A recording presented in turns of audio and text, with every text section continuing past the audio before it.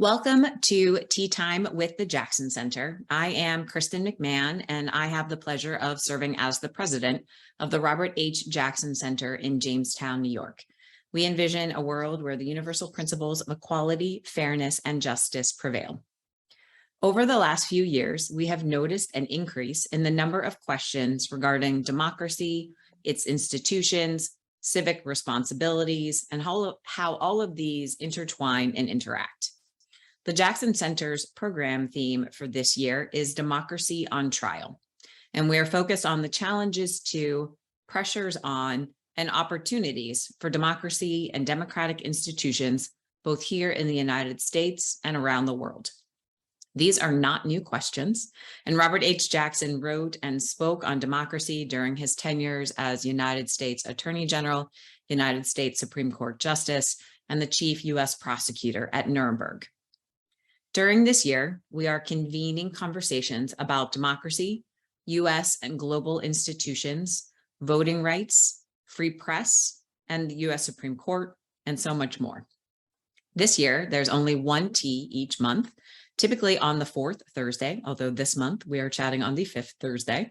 And we hope each of these programs inspire you to have conversations with your family, friends, and colleagues, and to seek out ways to add your voice or make change in your communities. And for those of you watching this live, remember you can ask your questions at any time in the Facebook chat. Today, I am pleased to be in conversation with Fang, the president of Radio Free Asia, where she oversees award-winning journalism with the mission of bringing free press to closed societies in Asia. She has spent most of her career in print journalism as the Beijing bureau chief and covering the wars in Afghanistan and Iraq for U.S. News and World Report, and later as the diplomatic correspondent for the Chicago Tribune. She has served in government during the Obama administration as a Deputy Assistant Secretary of State for Press and Public Diplomacy. Ms. Fang earned her undergraduate degree at Harvard University, was a visiting fellow at Oxford University, and a Fulbright Scholar in Hong Kong. Faye, thank you very much for having tea with me today. Thanks so much for having me. So I like to start each of these conversations with a foundational question. And we fortuitously happen to be speaking on the 26th anniversary of RFA's initial broadcast in 1996. So I would love for you to start with, why was Radio Free Asia established, and where does it operate? Yeah, so RFA, thank you so much. It's really great to be here with you. So RFA was created by Congress in the wake of the Tiananmen Square massacre. And the idea then was that, they saw how the CCP tried to censor all the news of what had happened to its own citizens. And so the idea was to create kind of an analog to Radio Free Europe, which already existed, and to create a surrogate broadcaster to countries in Asia that don't have free press. So our founding mission was to basically act as a counter to the propaganda and disinformation that was spread by the CCP inside China. And the idea was that we were supporting the foreign policy objectives of the US government, not by propagandizing to these audiences about US policies, but rather to support the intrinsic democratic values of the US by giving citizens of countries that don't have free and open press, not just China, but also countries like North Korea and Myanmar, access to the truth of what's happening in their own countries. So, it's basically following the principle that an educated citizenry is beneficial to democracy. And the idea was also that we would model a free press and show how in-depth, trustworthy journalism actually counters state-controlled propaganda. So that was basically how we were originally formed. Actually, then Senator Biden was very instrumental in bringing it to Congress and saying that we needed something that was separate from the Voice of America, had a totally different mission to create RFA. That's great. And just in case people are not familiar, CCP, Chinese Communist Party. That's right. Yeah, sorry about that. Make sure. Yeah. Basically, the governing party of China. Yep. Perfect. Well, and, I think to what you said, people I think are probably pretty familiar with Voice of America. and also Radio Free Europe. When I was an exchange student in Europe, RFE is what I listened to for a little taste of home. But as you mentioned, the mission of Radio Free Asia is different than Voice of America. And so I think that might be new information for our audience, just in terms of, so if you could break down just a little bit what those differences are, I think that would be helpful too. Yeah, definitely. So Voice of America's mission is to tell America's story and to basically cover sort of the international news to all of its audiences around the world. So they are not surrogate broadcasters. They're not covering what we do, which is the domestic news in these countries that's then broadcast in the authentic voices of citizens of those countries. So that's I think the major difference. We're sister organizations, as we are with Radio Free Europe, and Middle East Broadcasting Network, and the Office of Cuba Broadcasting, and so we coordinate and talk to each other, but our missions are distinctly different. Well, and since RFA's mission is to provide the accurate and timely news and information to Asian countries whose governments basically prohibit access to a free press, that is really an ever-evolving situation. Even just in the last 18 months, in Myanmar and Hong Kong, anything that might have been styled as an independent media source has basically been shuttered. And so talk to us about how the RFA reporters do their work in these circumstances. That's a really good question. And it is, as you say, it's evolving. We have found it more and more difficult to report in Hong Kong. We still have our bureau open. And we're seen as sort of the last man standing in terms of independent news media there. Because we broadcast in Cantonese, so we reach the local audiences, whereas I think, sort of international media that broadcasts in or disseminates in English is sort of less of a threat to the government there. In Myanmar, we've actually been at the forefront of reporting on what's been happening there since the coup occurred. We actually had to help a number of our journalists get out, and we have people who are still reporting in various places in the area without using their names, and they feed news into our people here, who then broadcast it back out. And we reach these audiences in all different ways. We into sort of North Korea, for example, we broadcast mainly on shortwave. People actually do tune in the middle of the night with shortwave radios. The government ones are soldered to the government stations, but increasingly there's been radios coming in from through the black market in China, and so people are able to reach us that way. And then, in places in Southeast Asia, so in Cambodia, we're like the number 2 sort of news group on Facebook. So people reach us through social media quite a bit, and we found that after the coup in Myanmar, our social media numbers shot up because that was the way that they were reaching us. Are there things that you are thinking about as government control of various media titans? Are there alternative ways that you're also thinking about? How do you both get the word into the country, but also how are the reporters doing their work? Are you planning for future things like that? Well, yeah, we certainly are. Actually, so we were actually just given a 30% budget increase this year, which I think is a testament to the impactful work that we're doing, but also a recognition that China has increased its media influence so much around the world. So, when we were created 26 years ago, we broadcast mainly into the sort of into China, trying to reach the domestic audience, and that was what China was mainly censoring. But now you see that they are, they have a reach around the world. They're putting like upwards of $1.3 billion by most accounts annually into their media influence. And so we have to, go to that and try to create platforms that counter the disinformation that they're spreading in third countries, in sort of their Mandarin media control all over the world. It's interesting. A couple of years ago, Purdue University did a poll of their graduate students, and they found that the Chinese foreign student population was the one population that actually became more anti-American and more sort of nationalistic about China the longer they stayed in the US.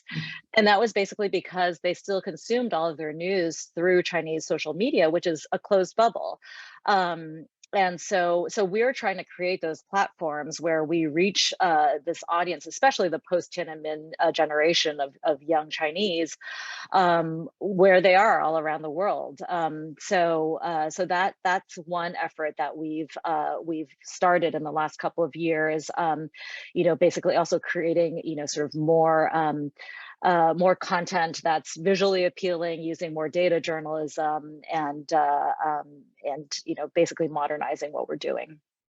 Oh, that's great. And I want to drill down a little bit into what you were saying about China and its misinformation, because my understanding is, doing research in preparation for this conversation, is that they a lot of, in Asia especially, a lot of countries or a lot of news sources in those areas also don't have people on ground in other countries, or don't have staff really for the fact checking side of journalism. And so they take the releases, let's just call them that for the wholesale category of information from China, largely in terms of this is what's happening. And so, for my understanding is, for populations in Asia, perhaps their understanding of Russia's invasion of Ukraine is completely through the Chinese lens, which is very pro-Russia.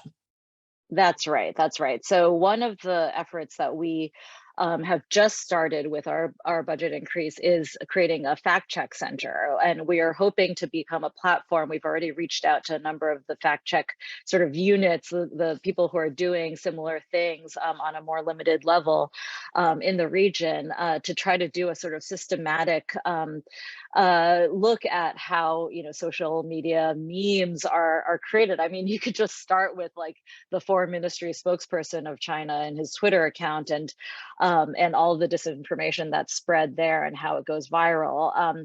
But yeah, I mean, China was definitely amplifying the disinformation that came out of Russia about the war in Ukraine. What was the second question you asked? Oh yeah, so on the so exactly. So there's also Chinese media influence, so in places like Thailand, which is nominally a democracy, and also even places like Italy and Australia, China has actually targeted media that's technically independent media, but they might be struggling financially and they need content, especially on just sort of like international news. And so Xinhua has actually just wholesale given them this content to put on their airwaves or their newspapers or whatever. And in that way, China basically seeds its propaganda all over the world, even into democracies. That's interesting. So I want to talk a little bit too about this propaganda arm, because I know when you and I were preparing for this, one of the things you commented on was Radio Free Asia's independent nature and how that is important, especially to, I think, combat this concept of it being American propaganda outside the US. So I wonder if you could talk a little bit about that as well, please. Yeah, for sure. So I talked about how we have these sister organizations where, so Voice of America is actually an agency of government, but Radio Free Asia, Radio Free Europe, and the other grantees. So Middle East Broadcasting Network and the Office of Cuba Broadcasting, we're actually grantees of uh, government, so we get our grants from Congress, but we're actually private nonprofit corporations. But all of us, including VOA, there is a strict firewall between us and the administration or the political, side of government. So the idea is that we are insulated from any government influence on what we broadcast, our editorial operations. And that's really important because basically the only reason we are credible with our audiences is that we are not seen as propaganda spewing voices of the US government. We are actually trying to bring free press to their countries. And I think authoritarian governments like China's, like Russia's, would love nothing better than to be able to say that we have been compromised and we are actually getting our directives from whatever administration is in power. And so we need to make sure that that firewall, which was shored up through legislation in the last couple of years, that remains intact, and there is no influence. That's great. Yes. To perhaps drill down into some specific stories. So, one of the things I found interesting in my research is that Radio Free Asia really started a Uyghur service, I will say decades before the rest of us even understood what that term meant. And it was really only 2 years after the initial broadcast. So by 1998, the Uyghur service, which, correct me if I'm wrong, I believe is still the world's only Uyghur language. That's right. Outlet. Okay. And so RFA was actually the first to break the news about the treatment of the Uyghurs in China. And although separately also the Rohingya population in Myanmar. And so for our audience who is used to hearing us talk about human rights violations and authoritarian governments, I think this will be of particular interest. And I'm curious if you have a sense of what was the reason the Uyghur service was started? And was it because there was some sort of thought of this is an at-risk population? Just curious as to how that got started and then sort of the evolution to where it is now. That's an interesting question. I have to say, I don't know the background of why it was started initially, but I do think that the idea was, so into China, we broadcast in Mandarin, Cantonese, Tibetan, and Uyghur.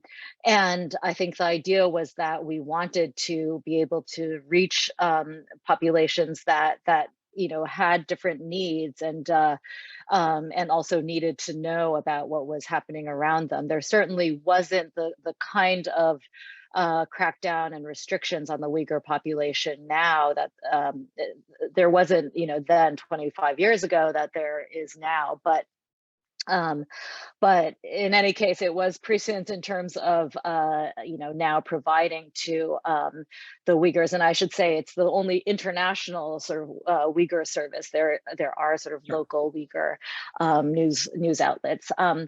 But it is pretty amazing. I mean, you mentioned this. We were the ones who broke the news about what's been happening in Xinjiang and with the detention camps. And initially, all that we were hearing was just basically relatives of our Uyghur service members. But then it was spreading, and it was not just about retaliation for the work that their sons and daughters or whatever were doing here in the US. And I think what is really impactful and interesting to note is that our Uyghur service is based here in the US. We actually don't have people on the ground there. We're not allowed to by the government. And so they do really basic shoe leather reporting from our offices here in Washington D.C. And it's only like a dozen people, but they were the ones who actually got all of this news out. And so Vice News actually did a segment on one of our Uyghur reporters and just looked at how he basically every night like makes hundreds of calls to local police stations and has over the years built up a network of sources who will talk to him and trust him and want to get the story out. And so he just recently found, just by calling, some of these, local people, he was like, why are there these public service announcements being put out about, make sure your kids are safe and keep them close by and whatever, and all of these PSAs that were just being put out in the Uyghur language. And he found that there are actually children who are dying from basically neglect. So in one case, there were actually a couple of kids found in a snowdrift, frozen to death, and then starved to death on the side of the street. And a lot of this is basically, and so he found that this was a trend that it's because their parents have been taken away into the detention camps, and they're being either looked after by elderly grandparents who don't have the wherewithal to keep a close eye on them, or just neglected or being put into these orphanages. So that's the kind of stuff that we look at, and I think a lot of other mainstream media looks to us almost as primary source material, just because we're so close to the sources themselves. So. And you said something when you started that last answer that I also want to talk about. So you said when this started, it was families of the US based journalists, the US based Uyghur service journalists who seem to be being taken to these camps. Yeah. Is this pretty common? Like, is that how the retribution? I'm guessing it's more challenging for them to reach the journalists themselves here in the US. And that's so right. Their way of attempting to control what is being reported on and published is through the families that are still in China. That's right. And we still have, 6 of our Uyghur reporters still have family members, dozens of family members. And these are like elderly parents and, cousins and nephews and nieces shut up in these camps. And the authorities have been very clear that in this case, it's about the reporting that their relatives have been doing. Interesting. I also want to talk a little bit about COVID and RFA's counter voice to the reports coming out of Asia regarding COVID. And you had mentioned that in Wuhan, which is generally considered to be the epicenter of the start of this, that people there were turning to RFA to have a sense of what was happening in their own city. That's right. And it was pretty remarkable. It was back in December of 2019, and we suddenly started seeing that our Facebook video views were up like 900% just in the months, it was basically in the last the last month of 2019 and the first couple of months of 2020, and it was people from inside Wuhan, and then spreading out around the country, but people really wanted to know what was happening in their own city, and they weren't getting it from the media inside China. And so it was pretty remarkable, kind of as a microcosm of like how there is always hunger for the truth. And so we did a number of stories, at first just kind of exposing what was actually happening on the ground, but then also doing stories about how the Chinese were actually covering up the number of deaths that had happened during the first 2 months of their lockdown. So basically by like checking the numbers, calling the funeral. There are like 7 funeral parlors in the area, calling them, finding out how many remains of people they were distributing to family members a day. And we came out with a number that was um, like 10 times what they had said. So and then after that, I think even the US authorities actually picked up on this through US intelligence.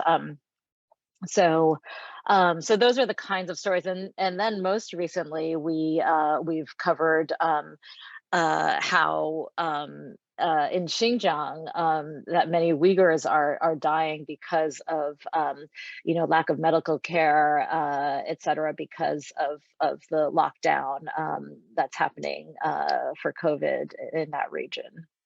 I was reading I've been spending a lot of time on RFA's website also, and I appreciate that some of the news is available in English as well, since I speak none of the other languages. But just reading through some of the significant food shortages and the government propaganda around it's coming, help is coming or support is coming.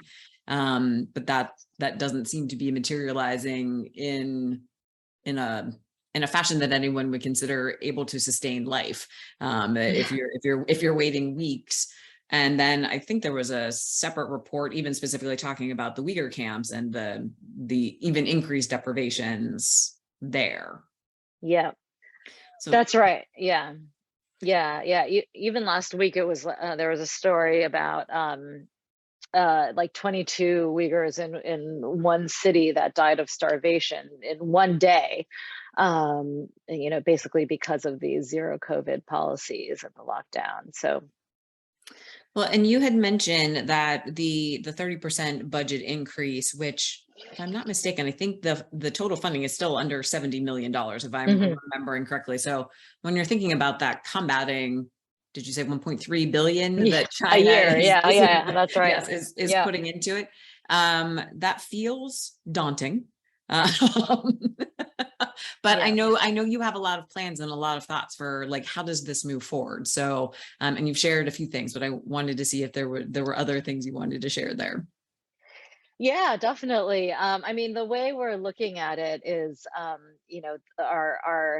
our main focus of Chinese disinformation, and of course we also are expanding our Southeast Asian and Korean services. But when we look at Chinese disinformation, there's basically 3 prongs. There's the domestic prong. There's the global Mandarin prong that I was talking about, with like the spread of disinformation in Mandarin speaking populations around the world, which is why these young Chinese, even in the U.S., get sort of inundated with disinformation. And then the third, which is these third countries like Thailand, like these democracies that are getting seeded with Xinhua and Chinese media influence.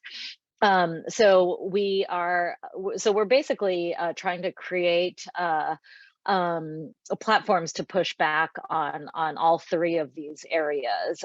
So one of them is looking at basically just the fact check platform.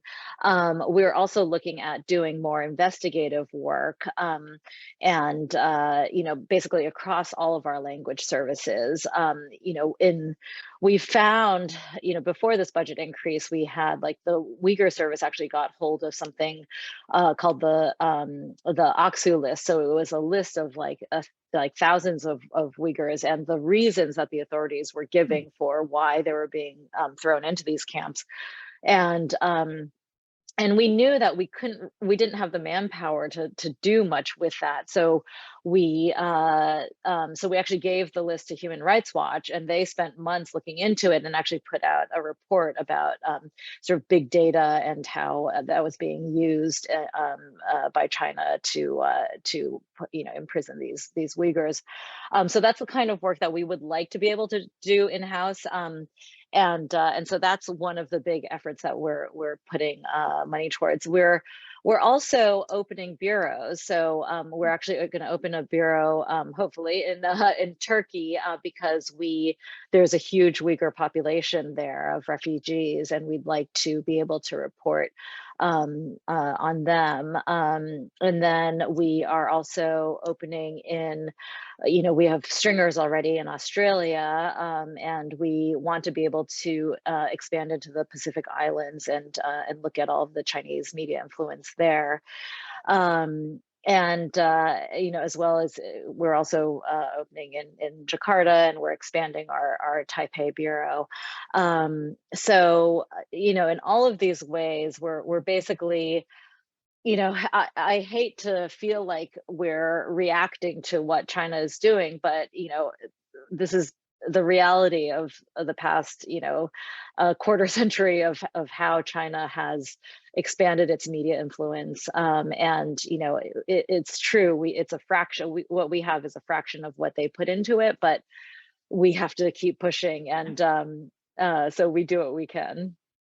Well, and so one of the conversations we have here at the center, have had certainly, is sometimes the people who most need to hear the information that you're providing are, one, the least likely to seek it out, and also two, perhaps, least likely for it to get in front of. And so I have to imagine that's also something that RFA is grappling with, just in terms of how are you ever broadening the circles of the people that you're reaching with this information. So I wonder if you could talk a little bit about that as well. Are you finding it that it's a byproduct of the reliability, and so it's sort of word of mouth helps expand, or are you also actively doing things to make sure people are aware that RFA is doing this kind of reporting? Yeah, that's a really good question. I mean, certainly in many places there is a lot of word of mouth, but I was talking about how we created this brand to try to reach young Mandarin speakers around the world, and that that's an active push to try to reach this audience that wasn't actually part of RFA's core audience over the last 25 years. And so we've created programming that we feel like we've seen has already gone viral, but we were hoping that it would resonate with these young people. So one example is that we created the first animated political satire in Mandarin, and it's called basically the superhero. It's like The Incredibles. It's like a family with superpowers, and they live on this sort of totalitarian corporate campus, and it's really entertaining. It's voiced by all of our own reporters. One of the producers on there was actually a young Chinese woman who came over here as a student and actually didn't know about what had happened in Tiananmen Square until she came here. So it's pretty amazing to have people like that now turning their talents to try to reach their peers around the world. Yeah, no, absolutely. Just a reminder to our live audience, if you have any questions, please go ahead and put them in the chat. But so a question for you I have is, there's so much for Radio Free Asia to be focusing on. And there's, I'm sure as the reporters in the United States are working their sources, and in most of these countries, I suspect the answer to this question is no, but is there also an effort to bolster local media in that? I don't know if there is. This is really just an off the cuff question of, is there almost like an underground network there that RFA is helping, or some, I'm just curious as to, or is that really outside of your mandate? So it's not, it's not something, given your resources, something that can be a part of what you do. Yeah, I mean, just organically, there have been, sort of uh, groups of independent journalists that have come together. We don't actively, sort of train or manage anyone, but we'd like to think that there is sort of a sisterhood of that. Uh, I do think that there is space, especially in places where we, where there's crackdown on independent local journalism, where we can help. One of these, we just started this fellowship for sort of Hong Kong journalists in exile who can't do their craft anymore inside Hong Kong, who and kind of giving them a home at least for a year here in the U.S. So we're trying to help in the ways that we can, but yeah, as you say, there's we don't have we focus our resources on our own reporting and hope that can spread. Yeah, no, we started off this year on Democracy on Trial talking with the Varieties of Democracy Institute and talking really about the ebb and flow of democracy and how it sort of reached a peak in the late 80s and is now on a downward trend.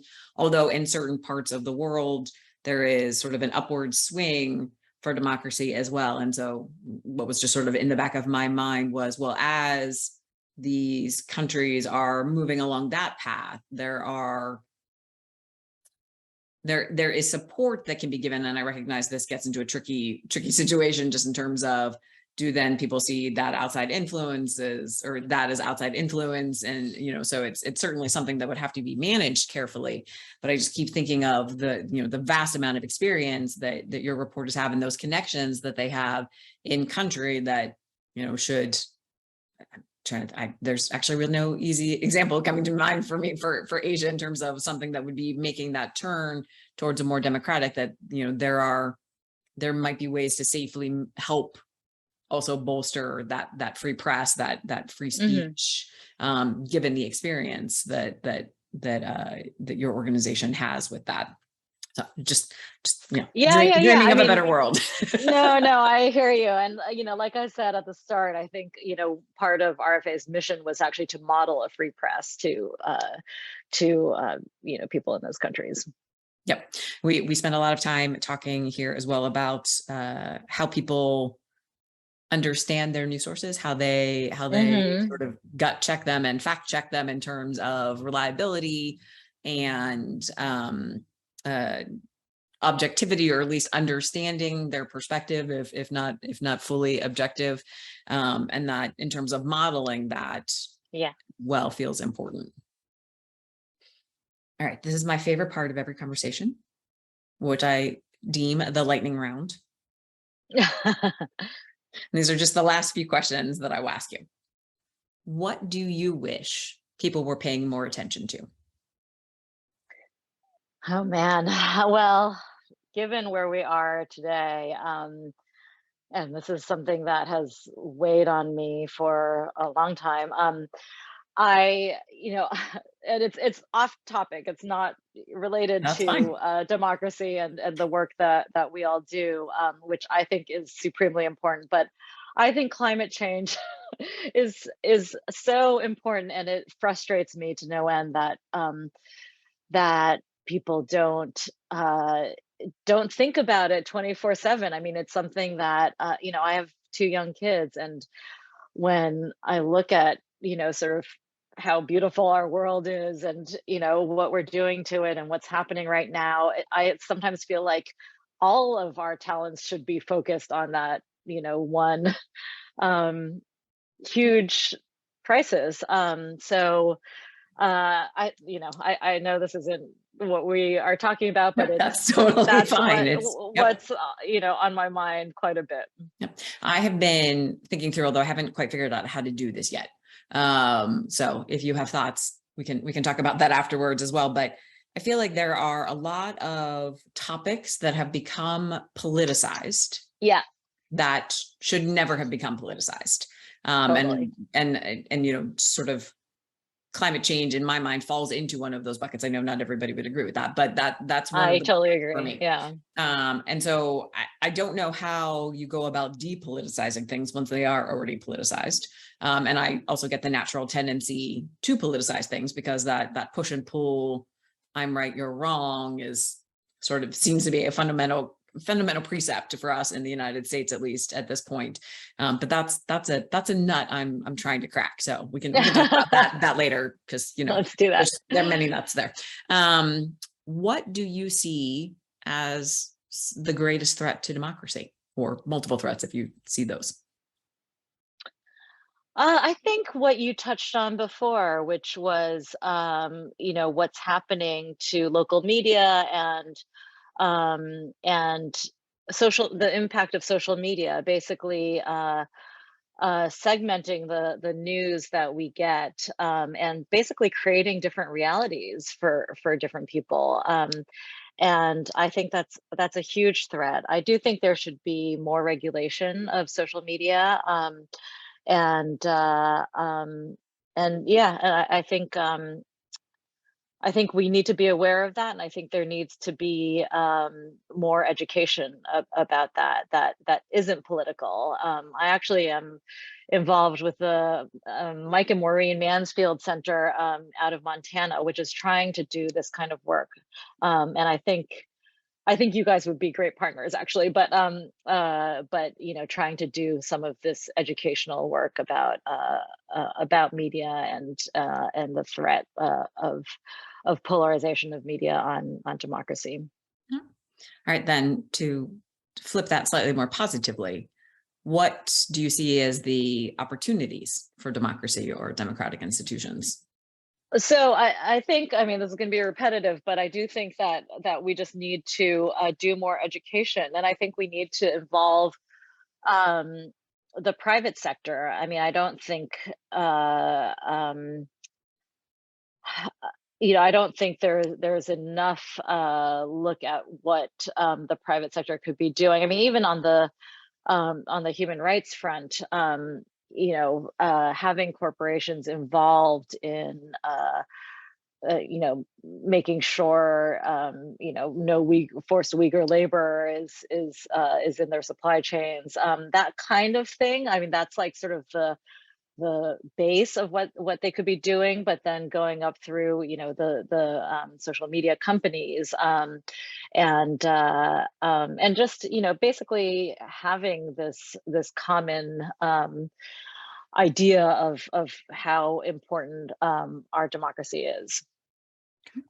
And I don't get the sense you have a lot of time for reading and listening to other things, but I always like to ask this because I always like to leave our audience with some recommendations of if they'd like to learn more, or if they are curious, what's in your head when you're thinking about things. So are there any articles or books or podcasts or people, even thinkers, that you think you would recommend to our audience?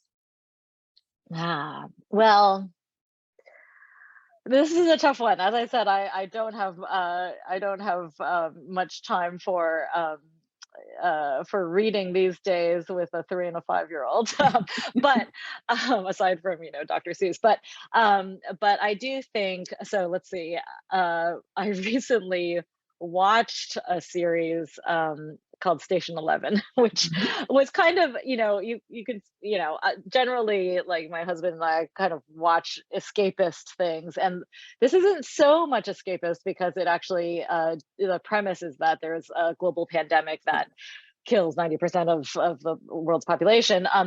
But it does really make you reflect and think about humanity and what gives us all meaning in our lives. And I think that was something that I would recommend, just just to kind of pull out a bit in our lives and think about sort of greater things. That's perfect. Bay, thank you very much. For our audience, just a quick programming announcement. Mark your calendars for October 12th, 2022. The Jackson Center will be hosting a half-day seminar called The Movement to a Level Playing Field, and we will be commemorating the 50th anniversary of Curt Flood's landmark Supreme Court case challenging Major League Baseball. So you can find more information and register for this program on our website, roberthjackson.org. It is a hybrid program. So if you are interested in attending virtually, put that in the comments and we'll send you the link for the webinar. And if you are in the Jamestown area, please feel free to join us in person. Bay, thank you so very much for having tea with me today and for sharing your thoughts on this topic. We really appreciate it. Thank you so much for having me.